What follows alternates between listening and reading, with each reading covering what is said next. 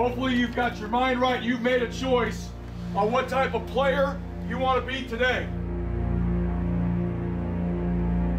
You decide the passion, the energy, the level of execution, the physical and mental toughness you display. It is your choice. Today's a test of our character. It's a test of our culture. Some of you have been around here a long time.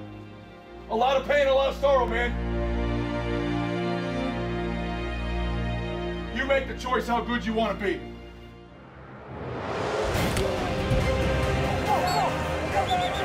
Get it! Outside arm! Outside arm!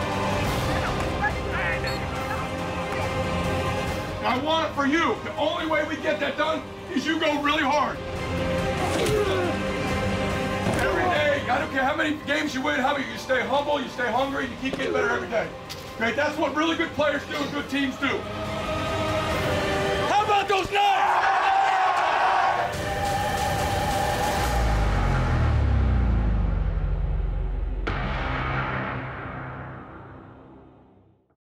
Not every win is achieved on a Saturday. It's not always about the record of the team. Yes, there are victories off the field, in areas away from the gridiron, such as the case with academics, internships, and community service. And Rutgers is a perfect example of a university which provides their student athletes with every opportunity to win in every aspect of life. On this edition of Our Football with Chris Ash, we talk with offensive lineman Zach Heeman and discuss his contributions to the program both on and off the field. Yes, I really I want to be a school counselor at a high school and coach too. So I'm really interested in working with kids before going off to college. We get a quick glimpse into what makes junior defensive back Damon Hayes special. My position specifically, Coach Ash, he helped coach at Ohio State, and that background speaks for itself. I was in 11th grade in high school. I knew at that time I wasn't going to go anywhere else. We sit down with the coach and talk about the development of these young Scarlet Knights on the banks. It's really impressive, and those numbers, like you mentioned, have not happened around here in a long time, and they're happening with a true freshman at quarterback surrounded by a bunch of other young players. As we continue to grow and develop and improve that pass game and our offense overall, we need to build on that, continue to improve. There are going to be a lot of great days here for Rutgers football. And we preview the upcoming game against the University of Maryland in College Park. They're an improved football team, and they've got outstanding skill players on both sides of the ball. Matt Canada has done a really nice job with the football team. He's a friend of mine. He's a really good football coach. Completely different style of offense than what you traditionally see, and it's caused defenses problems here early in the season. It's all coming up next on this week's installment of Our Football with Chris Ash.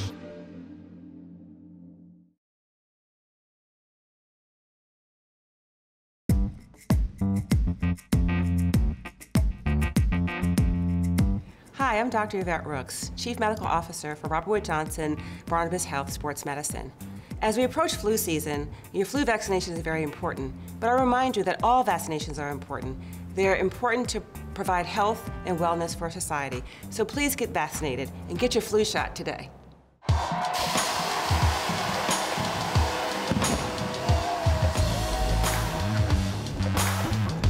Hi, everybody. I'm Bruce Beck, along with the coach. Welcome to another edition of Our Football with Chris Ash.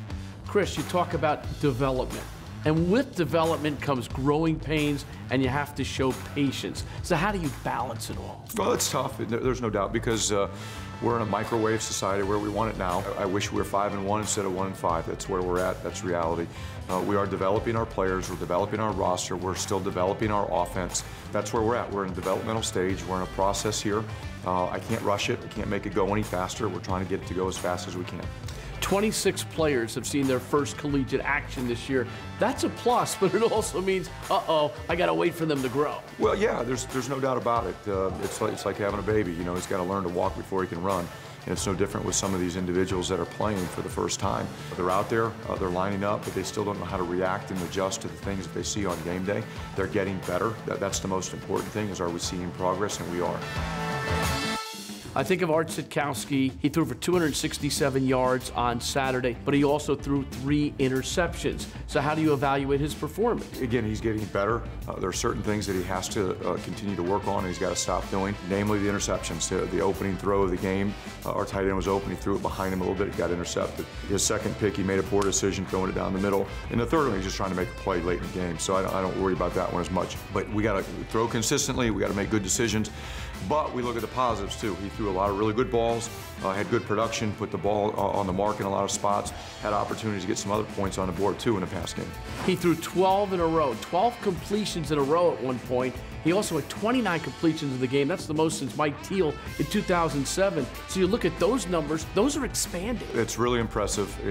Those numbers, like you mentioned, have not happened around here in a long time, and they're happening with a true freshman at quarterback surrounded by a bunch of other young players. As we continue to grow and develop and improve that pass game and our offense overall, we need to build on that, continue to improve. There's going to be a lot of great days here for Rutgers football. Sitkowski floats it to the corner.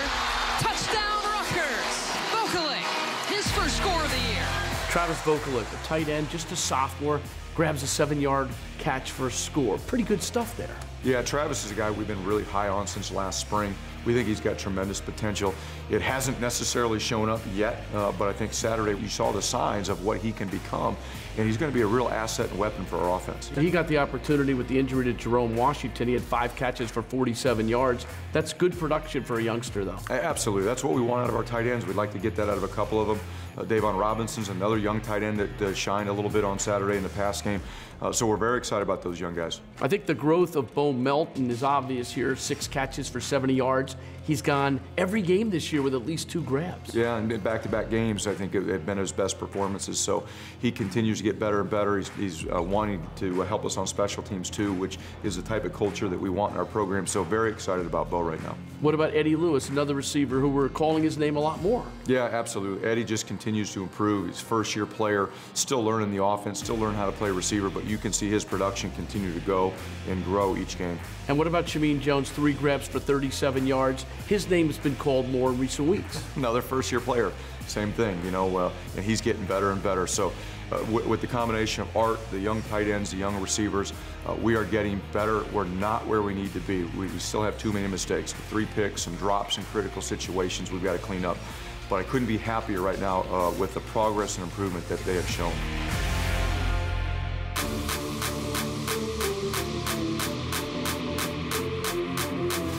Mike Turdov, we've called his name a lot this year. Not always in the best because he's had to grow, but this past game he had 5 tackles. He had a tackle for a loss. I see bursts there, bursts of outstanding play. It's just the consistency, isn't it? Yeah, Mike's going to be an outstanding player here. He just loves the game. He plays so hard. He studies. He tries to be the best he can be. He's showing up in every single game.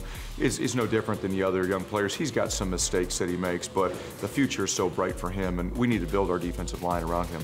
You had 8 stops in the defensive backfield, and yet you allowed some long plays. How do you establish consistency? Well, when you look at the 4 explosive plays that we gave up out of the 62 plays that we played on defense, they're all a different player, they're all a different unit, they're all a different problem. That's what we have to get fixed, is each individual, all 11 on the field, playing consistently every single snap. And it doesn't have to be perfect, but someone's got to make up for a mistake that another player has made through his effort, his tenacity, through his fundamentals, whatever it is. So if a run pops, it can't go for 40 and 50 yards. We get it down for 10 or 15 yards, and we're able to line up and play again. This is funny because it's kind of what you said in your post-game comments. Players want to make plays, but they've got to play disciplined football along the way. They have to allow it to come to them, don't they? Absolutely. In defense, you've got to play within the system, within the structure. There are times guys go in, make plays, but they do it within the call. And if you make a decision outside of the call, you better make the play, you know, because you put the defense and the football team in jeopardy. And we've had that happen a couple times, unfortunately, but it's not just 11 guys going out there and doing their own thing. They've got to play within the structure of the system. You said that you need some depth on defense, but aren't you building depth with the young guys getting some time?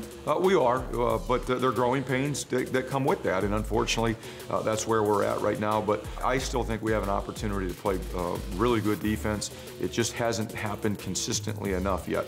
We go through a game, and And again, 62 plays, 55 of them are winnable snaps. We got to close the gap and get rid of those other 5, 6, or 7 plays. We're going to talk to Zach Heeman during this show. What are your thoughts on Zach as an individual and as a football player? Absolutely love him. A+. He's going to be very successful at whatever he decides to do. He's a leader. He's a great teammate. He's a hard worker. He's a great student. He's a great ambassador for our program and our university out around the state. And I can't say enough positive things about Zach. We'll meet Zach later in the show, and we've got much more R Football with Chris Ash just ahead.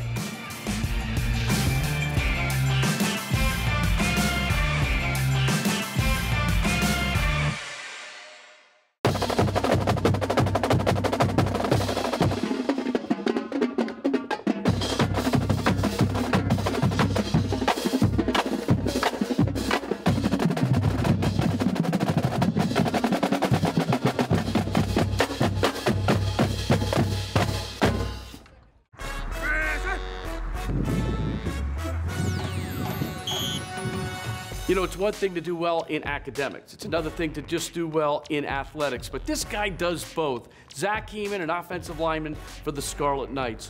What does it mean to be able to blend academics and athletics and do them both well? It really comes down to just being committed to everything and not selling yourself short in any aspect, both athletically and on the field. No, it's just how I was raised and how my parents have taught me to act both on and off the field. So you've already graduated, you're now in grad school. Tell us about your different majors along the way.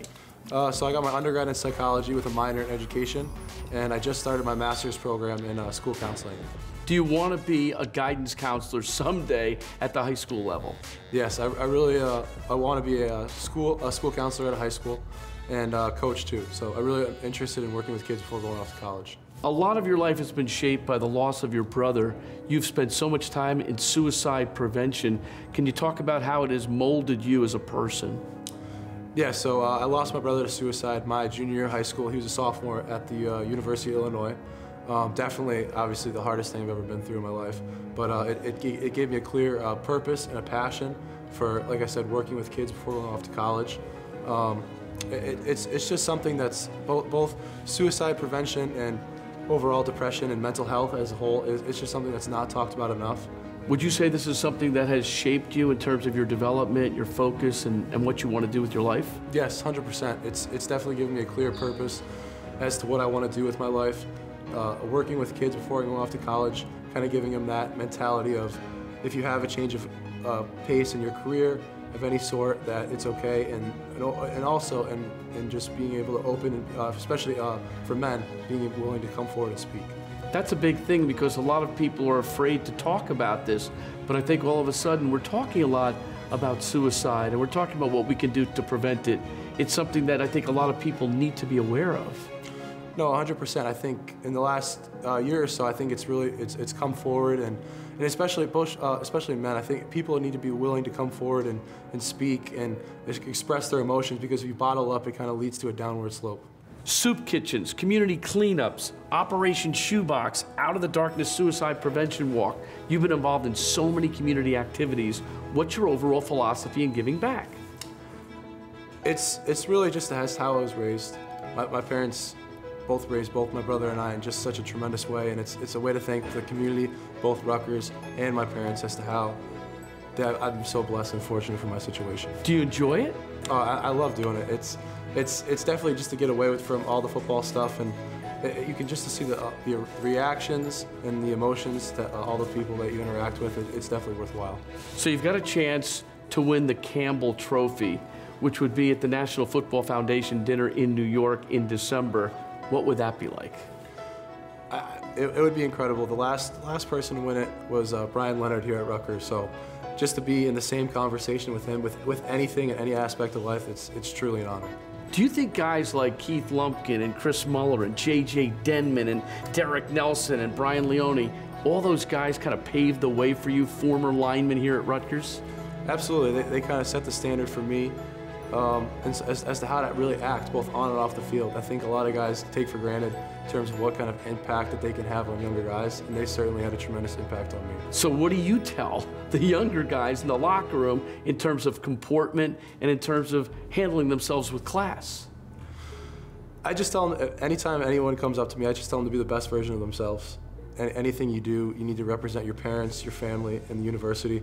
So that's kind of just the overall message that I try to give to the younger guys. What has it meant to you to be a part of this Rutgers program in terms of what it has to offer for internships and for work opportunities? I'll tell you what, when you think of Rutgers, there's literally anything that you can want, any dreams, aspirations that you want, you can achieve it here as long as you're willing to work. And I think that's the message that Coach Ash, that's the message that Pat Hobbs has sent to a lot of people, and I think it's really starting to catch fire. A.J. Blazek, the offensive line coach, had a great quote about you. He said, "As good a leader as I've had in my 20 years of coaching." Is that humbling? I mean, coming from him and how he carries himself as a coach, that's a tremendous honor. Do you think one of the most emotional moments of your collegiate career was the victory at Illinois, because that's where your brother attended? Yes, that's where my whole family's from, so they all came to the game, and just being able to play at the field. I've seen pictures of him at the stadium. He was this big, he would go to all the games freshman and sophomore year, so just being able to play at that field and get a win there it was a surreal feeling for me. So what's your message to the Rutgers fans in terms of the patience they need to exert during this time of growth as you build for the future? The biggest message I can give to you guys is just to stay patient, in the sense that we have the right core in terms of the coaching and the culture that Coach Ash has set for us. I know it's not the results that we want on the field right now, but in due time, I'm truly confident that if we stay on course as to how we're acting, practicing, both and on the field as well, or as off the field as well, I really think you're going to see some results. And how proud are you to wear that block R? No, I've been to games since I was little. I think I was at a Rutgers Cincinnati game before the Louisville game in 2007, and just being able to look down, and I mean, we were on like the upper deck and not even be able to see any of the players running around like ants. So just to be able to, at some point, for me to be able to play here, I'm so incredibly blessed to be able to play here. Zach, a pleasure talking to you. I know someday if you go back to Mount Olive, they'll be happy that you come back there and become a guidance counselor, or maybe it's somewhere else, but you're going to do great in this society, so thank you. Thank you very much. Thanks for having me. Zach Eamon, our special guest, big number 79. We'll take a short break. More R football coming up.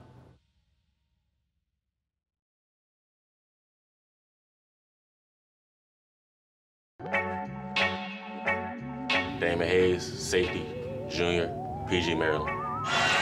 Jackson to throw. Deep shot to the sideline, looking for Jones. And that ball is intercepted. Picked off by Damon Hayes. I got a ball when I was 9 years old. My father was pressuring me ever since I was like a little kid. I was fighting it for a while, but when I was 9, I just said, hey, I'm gonna try it, and liked it ever since.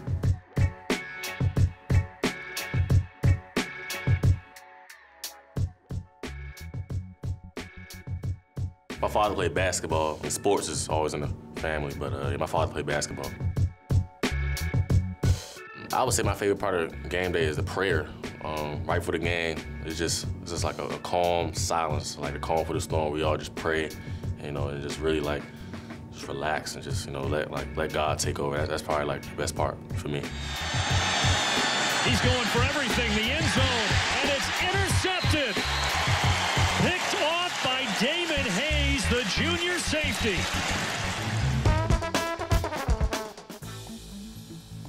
Oh, that's what it's about, man. And all, in the past, I feel like we've had some great players in the past, but this year we're really focusing on everybody, like not being individuals, because we got a lot of individual good players, but like we all bring them together. We don't know, like, sky's the limit for us, so that was really the focal point. In the locker room, we switched it from having, defensive side, offensive side, special team side. We got everybody mixing together so everybody can get to know everybody. My position specifically, Coach Ash, he helped coach at Ohio State, and their background speaks for itself. I was in 11th grade in high school. I knew at that time I wasn't gonna go anywhere else. So when it came to final decision, I just chose, come here because Coach Ash. Always in the back of my mind, I always knew I was gonna come here.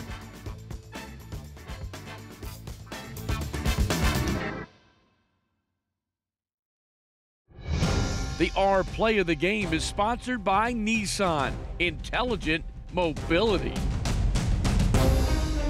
So this week's intelligent mobility play is Jonathan Hilliman's 32-yard touchdown run. You open up with trips to the left side of the field, and Jonathan does some good stuff on his own. Absolutely. It was a great play call by Coach McNulty. We set trips to the left.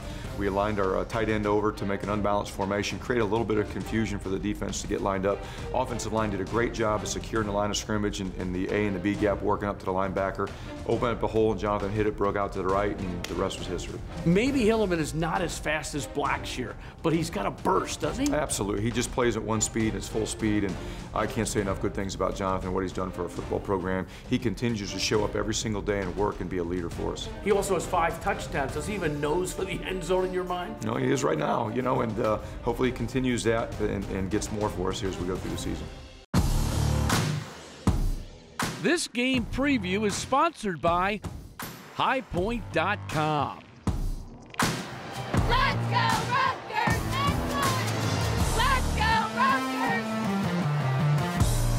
This Saturday, Rutgers travels to College Park to take on the Maryland Terps. It's on BTN at noon. This is a team that beat Texas. Texas beat Oklahoma. This is not an easy game. No, they're an improved football team, and they've got outstanding skill players on both sides of the ball. Matt Canada has done a really nice job with the football team. He's a friend of mine. He's a really good football coach. Completely different style of offense than what you traditionally see, and it's caused defenses problems here early in the season. They're averaging 236 rushing yards per game. That's 21st in the nation. What's the challenge in that regard? Well, to start, we've got to be able to get lined up. They give you all kinds of different formations and motions and shifts, and they try to get you out-gapped because of it. And that's the first challenge we have. We've got to get lined up. We've got to be able to get realigned when they move their offensive formation. We've got to have edges because they do a lot of what we call jet sweeps to try to threaten the perimeter of the defense, and we've got to make sure that we set the edges. Their defense is pretty good against the run. That's going to complicate things if you're going to try to explode in that line. Their strengths are what their offensive strengths are. You know, they go against a run offense every day, and they work on that part of it, and they've done a nice job improving their defense. That was a weakness for them a year ago. Andy Boo, the D coordinator, has done a nice job of getting that defense improved. Push. Come on, push. Get that ball, Malik. Get that ball. Get that ball. Say, hey. Good, there you go. Say, hey, go. Good, there you go, good. Anybody sit and watch that game? Did you sit and watch the game? I fell asleep. So after a little bit of a homestand, you're back on the road in the Big Ten. How do you approach it, Coach? You know, we have been here at home for the last 3 games. I think our team is hungry and excited about a road challenge, and it's not a far ride, you know, right down the road. So they're excited about it. Coach, good luck to you. Yeah, thank you. That's it for this edition of Our Football with Chris Ash. Thanks for joining us. See you next week.